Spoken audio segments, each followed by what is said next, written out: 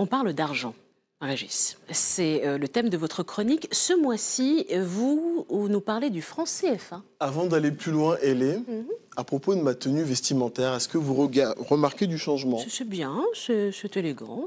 Non, je suis content qu'elle vous plaise. En réalité, j'ai essayé de revêtir les vêtements d'un courtier en devises.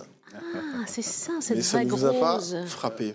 Non, ça bah oui, pas le frappé. rose, la cravate avec la barrette, le pantalon à rayures. D'accord. Bon, merci de saluer mes efforts. Alors, pourquoi parler du franc CFA? Eh bien, parce qu'il revient au centre des discussions. Freine-t-il le développement des pays africains? Faut-il le supprimer? Le débat a refait surface à plusieurs reprises en fin d'année dernière, notamment à l'occasion de la rencontre des ministres de l'économie de la zone CFA. Avant d'aller plus loin, est-ce qu'on peut rappeler d'où vient le franc CFA? Il est né en 1945 et signifiait à l'époque franc des colonies françaises d'Afrique. Le franc CFA, c'est la monnaie commune des 14 pays qui apparaissent sur la carte. 8 pays d'Afrique de l'Ouest, du Sénégal à la Côte d'Ivoire en passant par le Niger, 6 pays d'Afrique centrale, du Gabon au Tchad en passant par le Cameroun. Relevons ici qu'il existe en réalité 2 francs CFA, un par zone, d'où une première difficulté. Comme le savent très bien, par exemple, les téléspectateurs du Sénégal, lorsqu'ils se rendent au Tchad, eh bien, ils ne peuvent pas utiliser leur franc CFA, ils sont obligés de le convertir dans le franc CFA local. Toujours est-il que plus de 50 ans après les indépendances, certains se demandent pourquoi le franc CFA est-il toujours en vigueur? Mais la réponse est peut-être les avantages qu'il procure aux pays concernés. Certainement, la valeur du franc CFA est fixe et elle dépend de l'euro. 1 euro égale 655,957 francs CFA. Les pays de la zone CFA sont contraints de respecter les normes européennes en matière de politique monétaire. Ça veut dire un endettement et une inflation limitée. Je rappelle, l'inflation, c'est l'augmentation généralisée des prix. Alors, c'est une bonne chose, car ça procure de la stabilité économique. Par exemple, pour nos téléspectateurs, les prix de la nourriture qui augmentent moins qu'ailleurs. Tout le contraire de ce qui se passe actuellement au Ghana. Le pays est en crise, sa monnaie, le cédi, est en chute libre depuis plusieurs mois, ce qui augmente le coût de la vie. Ouais, ça, ce sont les points positifs. J'imagine qu'il y a quand même des revers à la médaille. Permettez-moi, Hélène, de citer un document qui émane d'un ministère de l'économie d'un pays de la zone CFA. L'arrimage à l'euro s'est révélé une monnaie très peu flexible, entraînant une survalorisation permanente du franc CFA, un ralentissement des exportations qui pénalise considérablement la compétitivité de l'économie nationale. En d'autres termes, le franc CFA a trop de valeur par rapport à certaines monnaies. Par exemple, le won. Savez-vous que le franc CFA vaut 2 won, qui est la monnaie de la Corée du Sud, qui est tout de même une grande puissance? Quelle est la conséquence? Lorsqu'un pays comme la Côte d'Ivoire veut vendre son cacao, eh bien, il est cher. Conséquence, donc elle peine à le vendre et donc à créer de la richesse. Selon certains économistes, c'est ce qui explique la disparition de l'industrie textile en Afrique de l'Ouest. Rien que ça. Une autre critique qu'on entend souvent, c'est que le franc CFA pénaliserait le développement des pays qui l'utilisent. Est-ce qu'on peut jouer au jeu des devinettes? Je vous en prie. Ça vous va? Et là, je m'adresse également à vous et aussi à nos téléspectateurs. D'après vous, ces francs CFA, où sont-ils imprimés? Instinctivement, je dirais en Afrique. C'est la logique qui l'impose. Ouais. Trésor français. C'est la bonne réponse. Ça vous choque? Ils sont imprimés en France, vous l'avez dit. Ça m'étonne. Où ça exactement? Il y a une photo ici à Clermont-Ferrand. Vous vous rendez compte?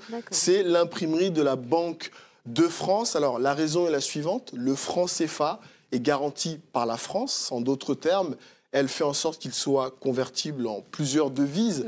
La contrepartie, les 14 pays du système CFA doivent déposer dans les caisses du Trésor français la moitié de leurs devises. Revenons au cacao ivoirien.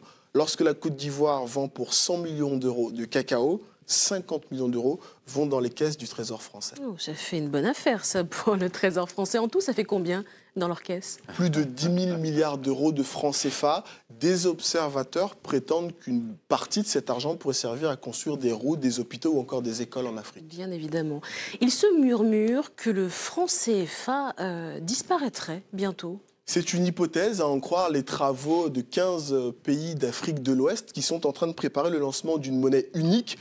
Parmi ces pays, il est intéressant de relever plusieurs pays anglophones, le Nigeria, le Ghana. Alors, il semble que le calendrier s'accélère.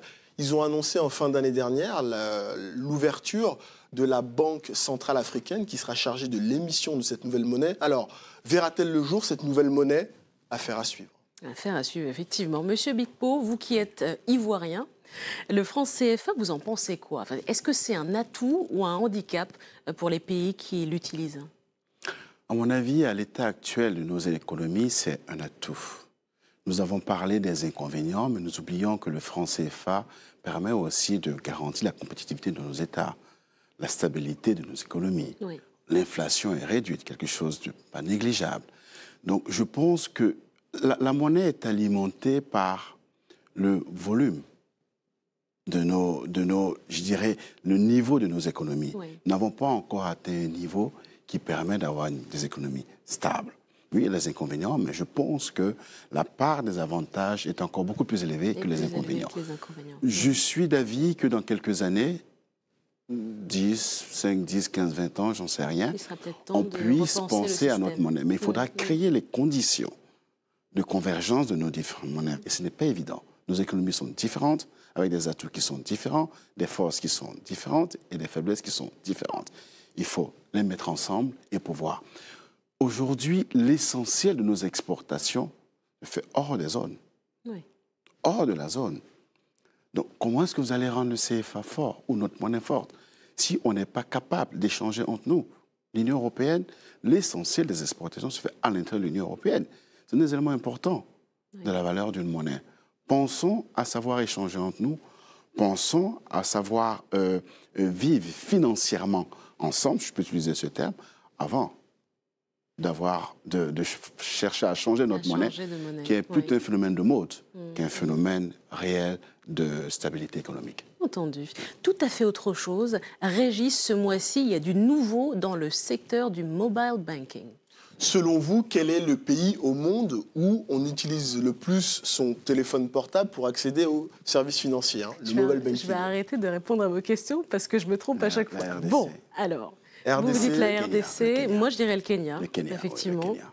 Et la réponse est? Je vous propose de découvrir ensemble le top 10 de la Banque mondiale. Botswana. Botswana a détrôné le Kenya.